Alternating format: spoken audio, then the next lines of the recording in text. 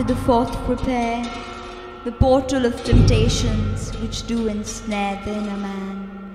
Ere thou canst near that goal, before thine hand is lifted to upraise the fourth gate's latch, thou must have mastered all the mental changes in thyself, and slain the army of the thought sensations that subtle and insidious creep unasked within the soul's bright shrine. If thou wouldest not be slain by them, then must thou harmless make thine own creations, the children of thy thoughts, unseen, impalpable, that swarm round humankind, the progeny and heirs to man and his terrestrial spoils. Thou hast to study the voidness of the seeming full, the fullness of the seeming void. O fearless aspirant, look deep within the well of thine own heart and answer. Knowest thou of self the powers, O thou perceiver of external shadows? If thou dost not, then art thou lost, for on path forth, the lightest breeze of passion or desire will stir the steady light upon the pure white walls of soul. The smallest wave or longing or regret for Maya's gifts elusive, along Antahkarana, the path that lies between thy spirit and thyself, the highway of sensations, the rude arousers of Ahamkara. A thought as fleeing as the lightning flash will make thee thy three prizes forfeit, the prizes thou hast won.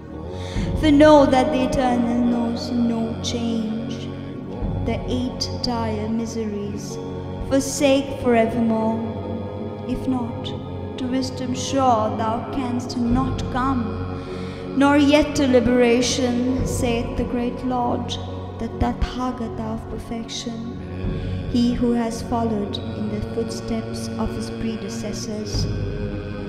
Stern and exacting is the virtue of Viraga. If thou its path wouldest master, thou must keep thy mind and thy perceptions far freer than before from killing action. Thou hast to saturate thyself with pure alaya, become as one with nature's soul thought. At one with it thou art invincible. In separation thou becomest the playground of Samvriti, origin of all the world's delusions. All is impermanent in man except the pure bright essence of alaya. Man is its crystal ray, a beam of light immaculate within, a form of clay material upon the lower surface. That beam is thy life guide and thy true self, the watcher and the silent thinker, the victim of thy low self. Thy soul cannot be hurt but through thine erring body, control and master both, and thou art safe when crossing to the nearing gate of balance.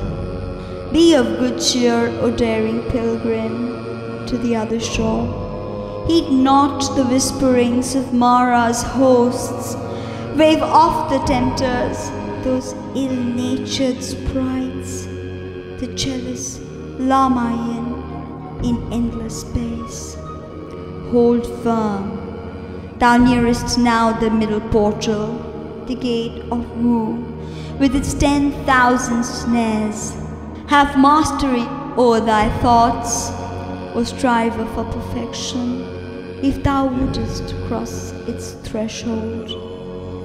Have mastery o'er thy soul, O seeker after truths undying, if thou wouldest reach the goal. Thy soul gaze center on the one pure light, the light that is free from affection, and use thy golden key. The dreary task is done, thy labour well nigh o'er. The wide abyss that gaped to swallow thee is almost spent. Thou hast now crossed the moat that circles around the gate of human passions. Thou hast now conquered Mara and his furious host. Thou hast removed pollution from thy heart and bled it from impure desire. But O thou glorious combatant, thy task is not yet done. Build high, Lanu, the wall that shall hedge in the holy isle, the dam that will protect thy mind from pride and satisfaction at thoughts of the great feat achieved. A sense of pride would mar the work. Ay, build it strong, lest the fierce rush of battling waves that mountain beats its shores from out the great world Maya's ocean swallow up the pilgrim and the isle. Yea, even when the victory is achieved, thine isle is the deer, thy thoughts the hounds that weary and pursue his progress to the stream of life. Woe to the deer that is overtaken by the barking fiends before he reach the vale of refuge. Jnana Marga, a path of pure knowledge named. Ere thou canst settle in Jnana Marga and call it thine, thy soul has to become as the ripe mango fruit, as soft and sweet as its bright golden pulp father's woos, as hard as that fruit stone for thine own throes and sorrows. O conqueror of weal and woe, make hard thy soul against the snares of self, deserve for it the name of diamond soul. For as the diamond buried deep within the throbbing heart of earth can never mirror back the earthly lights, so are thy mind and soul plunged in Jnana Marga. These must mirror naught of Maya's realm elusive. When thou hast reached that state, the portals that thou hast to conquer on the path fling open wide their gates to let thee pass, and nature's strongest mights possess no power to stay thy course. Thou wilt be master of the sevenfold path, but not till then, O candidate for trial's passing speech. Till then, a task far harder still awaits thee. Thou hast to feel thyself all thought, and yet exile all thoughts from out thy soul. Thou hast to reach that fixity of mind in which no breeze, however strong, can lift an earthly thought within. Thus purified, the shrine must of all action, sound, or earthly light be void. E'en as the butterfly overtaken by the frost falls lifeless at the threshold, so must all earthly thoughts fall dead before the fame. Behold it written, ere the gold flame can burn with steady light, the lamp must stand well guarded in a spot free from all wind.